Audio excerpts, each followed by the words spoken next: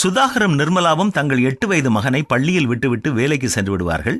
மாலையில் சுதாகர் வேலை முடிந்தவுடன் நிர்மலா வேலை செய்யும் இடத்தில் போய் அவளை தன்னுடைய காரில் ஏற்றிக்கொண்டு வீட்டிற்கு வரும் வழியில்தான் சிறுவன் காந்தியை ஏற்றிக்கொண்டு வீட்டிற்கு வருவார்கள். ஒவ்வொரு நாளும் அவர்கள் காரில் மாலை வீடு திரும்பும் பொழுது தங்கள் அலுவலகத்தில் நடந்த பல காரியங்களை குறித்து, பிரச்சனைகளை குறித்து பகிர்ந்து கொள்வார்கள். சில வேளைகளில் அவர்கள் ஒருவருக்கொருவர் சொல்லும் ஆலோசனைகள் நீண்ட நேரம் கடந்து செல்லும். அவர்கள் வீட்டிற்கு சென்று சாப்பிட உட்கார்ந்தாலும் அவர்களுடைய கதைகளே தொடர்ந்து செல்லும். ஒரு நாள் மாலையில் மூவரும் வீட்டிற்கு வந்த பின்னரும் அவர்கள் நிர்மலாவின் அலுவலகத்தில் நடந்த ஒரு பிரச்சனைக்கான தீர்வை குறித்து காரசாரமாக பேசிக் கொண்டிருந்தார்கள். அது ஒரு சிறிய சாப்பாட்டு மேஜைதான். 8 வயது பையன் காந்தியும் அவர்களோடு தான் உட்கார்ந்து சாப்பிட்டுக் கொண்டிருந்தான்.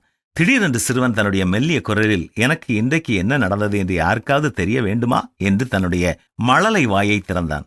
தாயும் தகப்பனும் ஒன்றும் பேச முடியாமல் ஒருவரை ஒருவர் பார்த்து வெட்கப்பட்டு கொண்டார்கள். பின்னர் சற்று சமாளித்துக் கொண்டு நிர்மலா தான், மகனே, உனக்கு பள்ளியில் என்ன ஆனது என்று கேட்டாள். அதற்கு மகன், எனக்கு ஒன்றும் ஆகவில்லை. இன்று எல்லாமே எனக்கு நன்றாகவே இருந்தது.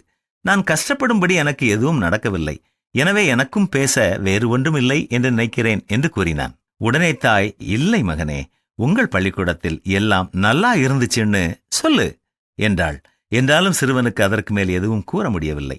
இன்று நம் குடும்பங்களிலும் இவ்வாறுதான் பல நேரங்களில் பிள்ளைகளின் மெல்லிய குரலை நாம் கவனிக்காமல் பெரியவர்களின் பிரச்சனைகளை குறித்து தான் நாம் பேசிக் கொண்டிருக்கிறோம்.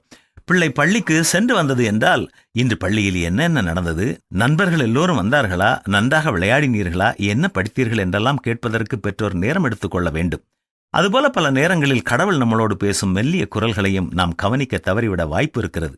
எப்பொழுதும் முடிந்த காரியங்களை குறித்து நாம் பேசி நேரத்தை வீணாக்காமல் சற்று அமைதி நேரங்களை கடைபிடித்து கர்த்தாவே சொல்லும், அடியேன் கேட்கிறேன் என்று கடவுளிடம் கேட்கும் பொழுது மட்டுமே அவர் சொல்லும் காரியங்களை நாம் கவனித்து கேட்க முடியும்.